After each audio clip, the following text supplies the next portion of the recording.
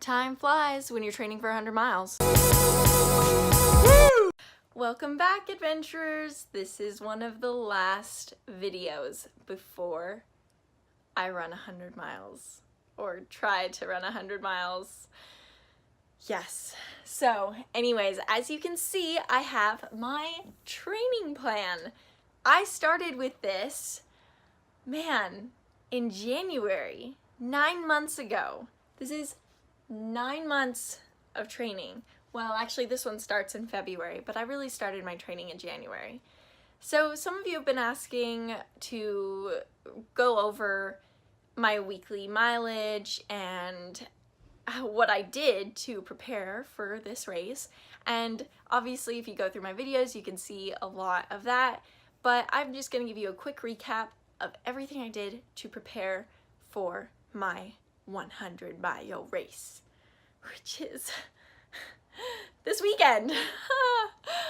So this was the starting point, my training plan. I love going into training for a race, starting with a training plan. I don't always stick to it, and I always make lots of changes. But whether it's a marathon or a 50 miler or a 100 miler, I have something that looks like this. Now I can include a link to something similar, maybe even to this exact one if you check the description. But basically, it says that I'm running week by week. It has it broken down, what day and what I'm doing. So this has running probably 4 days a week, and then cross training 2 days a week. So besides running, I like to incorporate things like strength training, Pilates, bar, swimming, biking, all of that, yoga, into my weekly training. I like to do hills, and I plan for that here. Sometimes I have a run group and I plan for that here too. And basically you're gonna start, or I started with 20 miles a week. And so my short runs were about 4 or 5 miles during the week, and my long run was, non-existent. 10 miles was my long run. And that's how I started in February. So I started with that, and every week increased the mileage. So I started at 20, went to 22, 25, 28. Every week you just increase the mileage by a couple of miles. And you start to do some double runs. I do 2 weeks of back-to-back long runs, hard weeks, and then 1 week rest, where you're not just resting, you're not just taking it off, but you're doing significantly less miles than you were for the hard weeks. So let's say I did 50 miles this week and 54 the next week. The week after, I would only do like 26 miles over the whole week. That's not in one run. That's basically what my weekly mileage looked like. The other thing that I did differently this year compared to any other year was sports massage.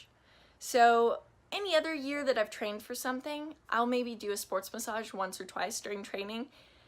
This time I did it maybe every 2 or 3 weeks, and then this month leading up to my ultra, I've done it every week.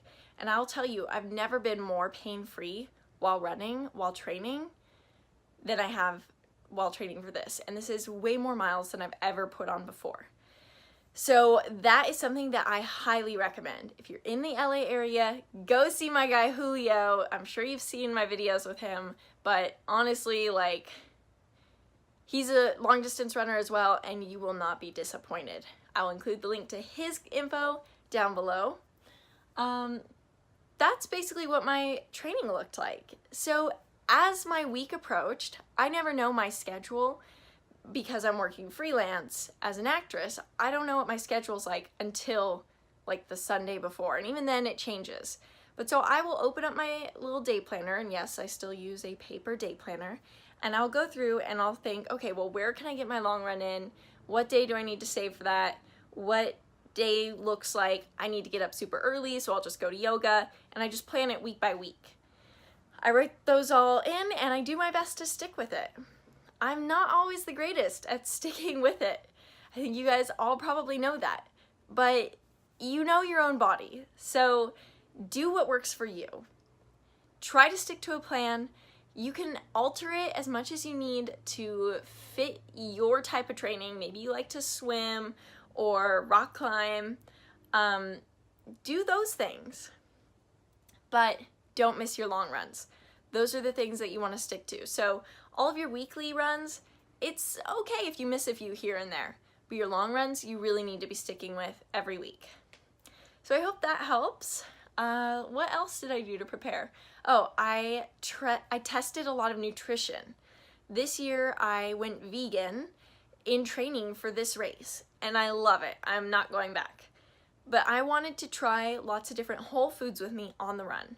So anytime I did a long run, I made sure to pack a new kind of food that I was thinking about having on my race, and I tried that out.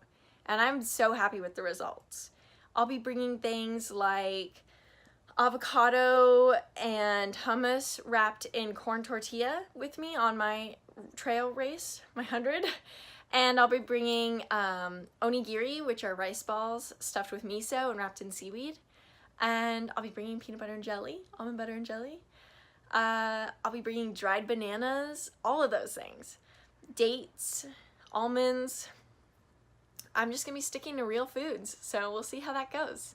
Yeah, if you have any other questions about what I did to prepare or how I'm feeling leading up to this, let me know in the comments. Don't forget to hit subscribe because coming soon will be my video about the 100.